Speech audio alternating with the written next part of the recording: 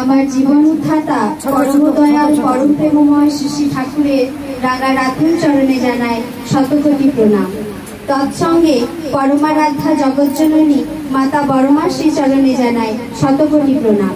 পরম পূজ্যপাদ শ্রী শ্রী বরদাস শ্রী চরণে জানায় শতকোটি প্রণাম। পরম পূজ্যপাদ আচার্য দেবের শ্রী চরণে জানায় শতকোটি প্রণাম। আমার পূজনীয় অভিন্দাদার চরণে জানাই প্রণাম। আমার গুরু পরিবারের প্রত্যেককে জানাই আমার প্রণাম। এখানে উপস্থিত ঋত্বিক দেবতার চরণে জানাই আমার প্রণাম। এখানে উপস্থিত সকল ইষ্টপ্রাণ দাদাদের জানাই আমার আনন্দিত জয়গুরু। সকল মাদের জানাই আমার আনন্দিত জয়গুরু। আজ শ্রাবণ পরিক্রমার দ্বাদশতম দিন। শ্রাবণ মাসে পরমারাধ্যা জগজ্জননী মাতা বড়মা এসেছেন এইভাবে।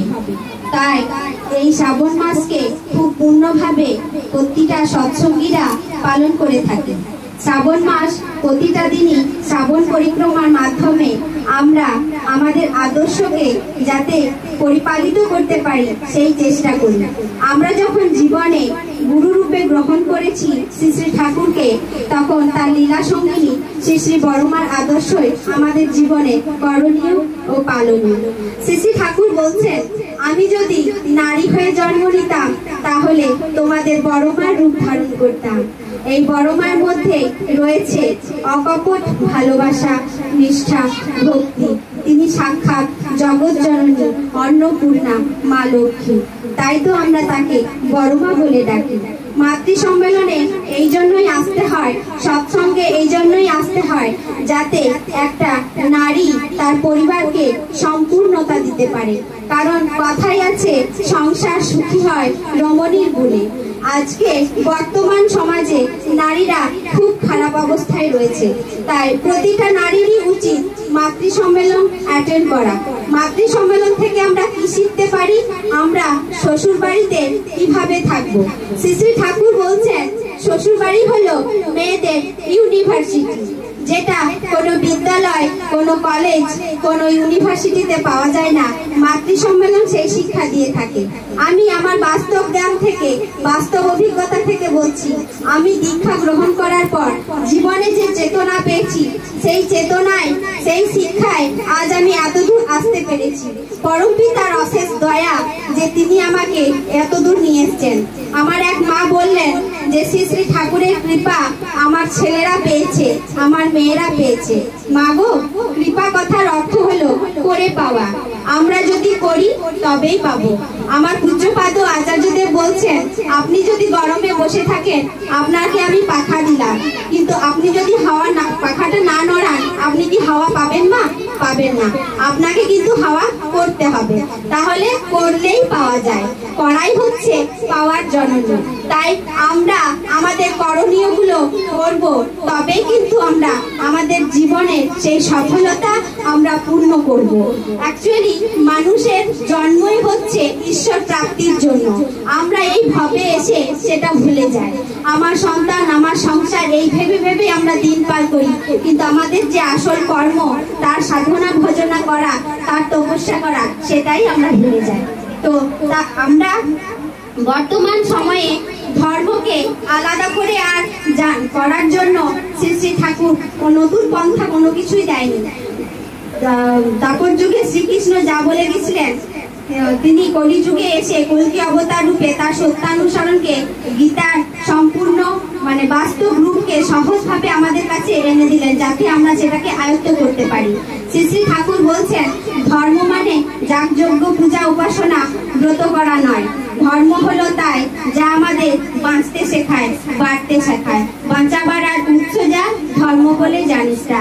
তাহলে সেই ধর্মকে পরিপালন করতে হয়। বর্তমানে চলছে ডিপি ওয়ার্ক, যে পরিক্রমা, পূজনীয় অভিন্দাদা ও আচার্যদেবের প্ররোচনায়।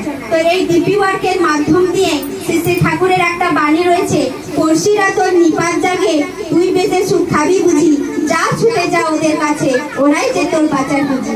আমি একা খাবো, একা ভালো থাকবো, আমি কিন্তু ধর্ম করতে পারলাম না মা। আমাকে ধর্ম করতে হলে আমার পরিবারের সাথে সাথে আমার পরিবেশকেও সুস্থ রাখতে হবে, সুন্দর রাখতে হবে, তাদেরকেও দয়ালের শ্রীচরণে আশ্রিত করতে হবে, তবেই আপনি সঠিক যাজন করতে পারবেন। আমার ঠাকুর বলছেন, মিষ্টি করো চাউনি তোমার, মিষ্টি করো কথা, মিষ্টি করো চলন তোমার, বোঝাও সবার ব্যথা। আমার ব্যবহারই আমার যাজন হয়ে উঠবে।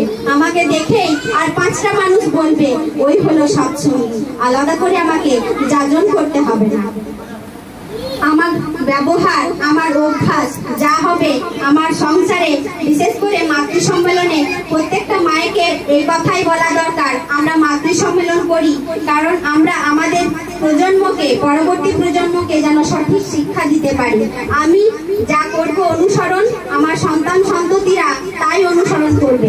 তাই আমি যদি প্রতি প্রত্যহ প্রত্যুষে উঠে নিষ্ঠা ভরে ইষ্টভৃতি করি, সেটা দেখে দেখে আমার সন্তানরা করবে। আমি যদি ফাঁকি মারি, আমার সন্তানও কিন্তু ফাঁকি মারবে।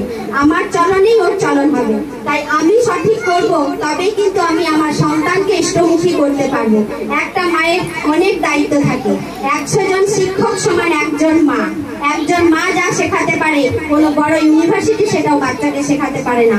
তাই প্রত্যেকটা মায়েরই কর্তব্য, আগে আমি আমার সন্তানকে যেমন ইংলিশ মিডিয়ামে ভর্তি করব না বাংলা মিডিয়ামে ভর্তি করব সিদ্ধান্ত আমার, সেই রকম ছোটবেলা থেকেই আমি ইষ্টমুখী করে তুলবো, সেটাও মায়েরই সিদ্ধান্ত থেকে থাকে। তাই প্রত্যেকটা মায়ের কাছেই আমার অনুরোধ, আপনারা সঠিকভাবে পরমপিতার আদর্শকে অনুসরণ করুন, তবে আপনার সন্তানরাও সেই পথ অনুসরণ করবে। আর এই বিশ্ব একদিন হয়ে উঠবে চির শান্তিময়, যেটা আমার পরমপিতা চেয়েছেন, সত্যি সেটা হতে চলেছে। সারা বিশ্ব একদিন বন্দে পুরুষোত্তম ধ্বনি গেয়ে উঠবে। এটাই তার ডিপি ওয়ার্কের পরিক্রমা শুরু হয়ে গেছে। সময় কম, আজ এইটুকুই রাখলাম। প্রত্যেককে মঙ্গল প্রার্থনা করি আমার পরমপিতার রাঙা রাতুল চরণে।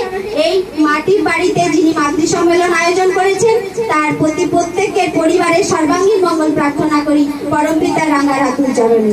সকলকে আমার পুনরায় রানন্দিত জয় গুরু।